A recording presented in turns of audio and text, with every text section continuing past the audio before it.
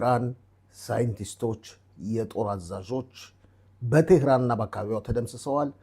ብዛት ያላቸው የኒውክሌር ማመንጫ ጣቢያዎች፣ ሚሳይሎችም እንደዚሁ ደቀዋል።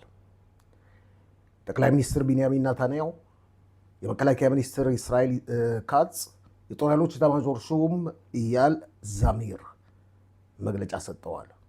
እስራኤል ይህንን ጥቃት መፈጸም የጀመረችው ትላንት ሌሊት በ3 ሰዓት ነበር። ጥቃቱ በአሁኑ ሰዓትም እንደቀጠለ ነው።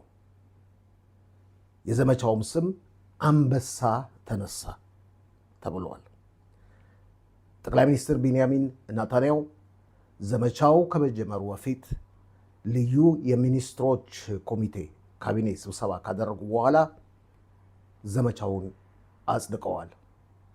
በዚህ ዘመቻም የእስራኤል ጦር ኃይል በሙሉ እየተሳተፈ